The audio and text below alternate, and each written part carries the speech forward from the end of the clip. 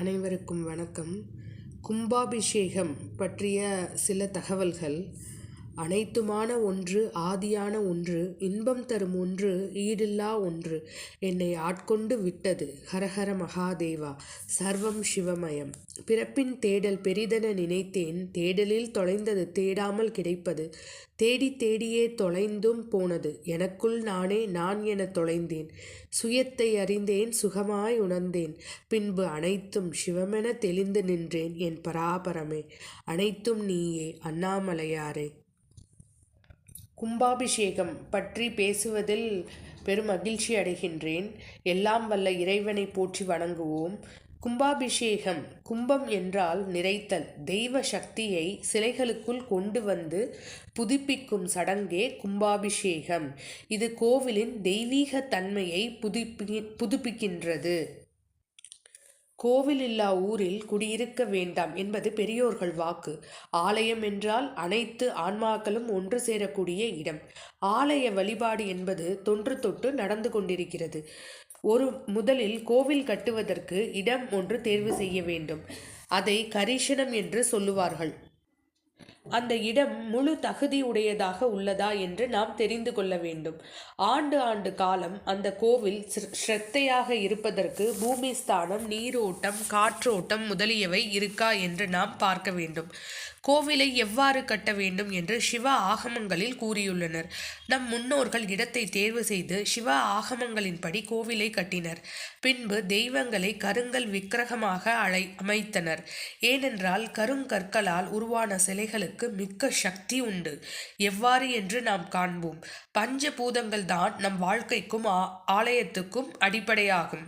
ஆகாயத்தில் இருந்து வந்ததுதான் வாயு, வாயுவிலிருந்து வந்தது அக்னி, அக்னியிலிருந்து வந்தது ஜலம், அக்னியிலிருந்து ஜலம் வந்தது, ஜலத்திலிருந்து பூமி உருவானது.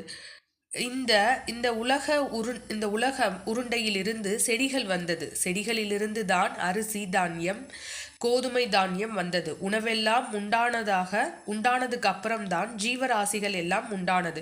ஓரறிவு, ஈரறிவு, மூன்றறிவு, நான்கறிவு, ஐந்தறிவு, ஆறறிவு ஜீவராசிகள் எல்லாம் உண்டானது. பஞ்சபூதங்களையும் உள் அடக்கியதுதான் கல் விக்கிரகம். ஆக்ரஷ்ண சக்தி அதிகம் உள்ளது. கற்களை தேர்வு செய்து இறைவனாக வடிப்பவர்கள் பஞ்சபூத பரிசோதனை செய்து கும்பாபிடயம் செய்வார்கள். அட்டபந்தன மருந்து சாற்றி பிரதிஷ்டை செய்வார்கள். பின்னர் யாகசாலை அமைத்து நீர் வழிபாடு செய்வார்கள். ஹோம குண்டங்கள் அமைத்து அக்னியை வழிபாடு செய்வார்கள். எல்லா விதமான மூலிகை பொருட்களையும் சேர்த்து ஹோம குண்டத்தில் போட்டு மந்திரங்கள் மூலமாக இறைவனை வழிபாடு செய்கிறோம். கல் விக்கிரகம் மண், மந்திரம் வாயு, ஹோமகுண்டம் நெருப்பு, கும்பம் நீர், யாகசாலை ஆகாயம். பஞ்சபூதங்கள் வழியாக இறைவனை வழிபடுவது தான் கும்பாபிடயத்தின் சிறப்பாகும். எல்லாத்திற்கும் பூஜை உண்டு. சந்திரனுக்கு, சூரியனுக்கு, தீர்த்தங்களுக்கு, கோமாதா, பஞ்சபூத வழிபாடு எல்லாரும் நன்றாக இருக்க வேண்டும் என்பதற்காகவும் நாம் இந்த கும்பாபிடயத்தை செய்கின்றோம். அனைவரும் நன்றாக இருக்க வேண்டும், உடல் ஆரோக்கியத்துடன் இருக்க வேண்டும் என்று நாம் பிரார்த்தனை செய்ய வேண்டும். சர்வே ஜனா சுகினோ பவந்து. கும்பத்திலிருந்து விக்கிரகத்திற்கு சக்தி செல்வதற்கு தர்பை கயிறு, தாமிர கம்பி, பட்டு கயிறு மூலமாக 3 முறை சக்திகளை செலுத்துகிறோம். இதை அம்மாவிற்கும் குழந்தைக்கும் உள்ள தொடர்புதான் கும்பத்திற்கும் விக்கிரகத்திற்கும் உள்ள தொடர்பு என்று கூறியுள்ளார்கள். ஒரு குடமுழுக்கு பூஜை பார்த்தால் 12 ஆண்டுகள் பூஜை பார்த்த புண்ணியம் கிடைக்கும் என்று நம் சாஸ்திரத்தில் கூறப்பட்டுள்ளது. ஒரு சிறிய கதையை காண்போம். மயிலாப்பூர் கபாலீஸ்வர் கோயிலில் சிவனேசன் செட்டியார் என்பவர் வாழ்ந்து வந்தார். அவருடைய பெண்ணை ஞான சம்பந்தருக்கு கல்யாணம் செய்வதற்கு முடிவு செய்திருந்தார். அந்த பெண் இறந்து விட்டதால் அவர் உடலை எரித்து சாம்பலை கொண்டு வந்து வைத்திருந்தார். பெருஞ்சாந்தி காணாதே போனியோ பூம்பாவாய். பெருஞ்சாந்தி என்பது திருஞான சம்பந்தருடைய வார்த்தை. மயிலை பதிகத்தில் மட்டிட்ட புன்னகை என்று தொடங்கும் பாடலை பாடினார்.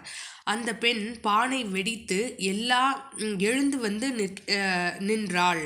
சிவனேசன் செட்டியார், நீங்கள் இப்பொழுது என் மகளை கல்யாணம் செய்து கொள்ள வேண்டும் என்று ஞானசம்பந்தரிடம் கேட்டார். அதற்கு அவள், ஐயா, உன் மகள் இறந்து விட்டார், இவள் என் மகள், நன்றாக இரு என்று கூறிவிட்டு பெருஞ்சாந்தி காணாமலேயே